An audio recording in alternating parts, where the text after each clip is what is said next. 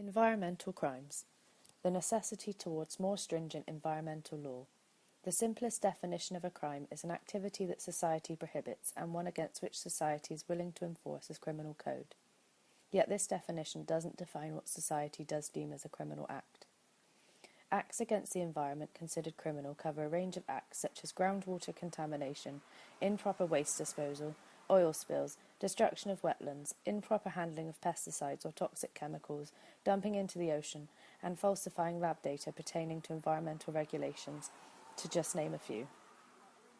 In recent years, human-induced climate and environmental change has caused extreme concern. Our planet and biodiversity is of vital importance as it supports survival of all human beings' dependency upon it. It is the only home of mankind, making it the most important aspect of our life. The wellness of our environment directly relates to the health of humans and every other species known. The environment is so unique to our lifestyle, it is now even regarded within the economy. Preventing environmental crimes are not only beneficial to the environment and society, but preventing pollution of life-sustaining resources such as water catchments, oceans, and the air allows sustainable development for the economy. Until the early 1970s, environmental offences were almost unheard of, until the prosecutors rediscovered the Refuse Act's strict liability provisions. Examining corporate environmental crime poses certain challenges investigating corporate crime rates, as criminologists are less familiar with all of the environmental data.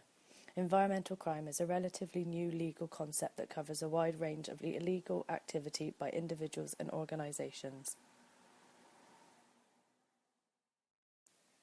The Earth Summit Objectives.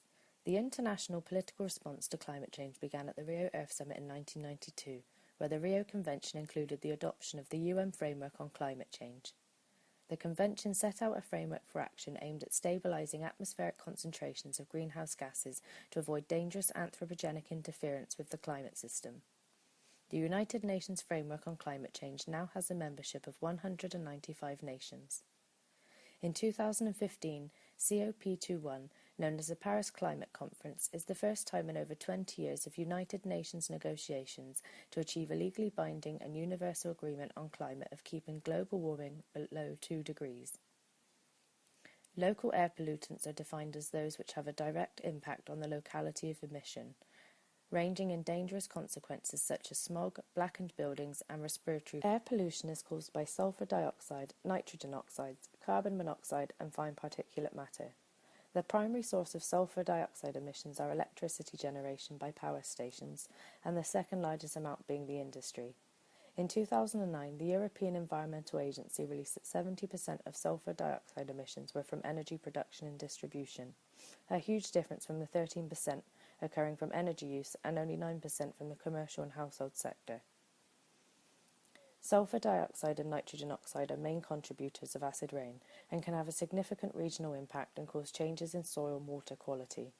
Subsequently, the impacts of acid deposition can be significant with adverse effects on the aquatic ecosystems, in rivers and lakes, and damage to forest crops and other vegetation.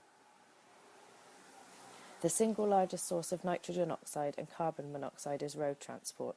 Emissions of particulate matter PM10 and carbon dioxide is fairly evenly distributed from transport, the industry, and power stations with no single dominant source of emission.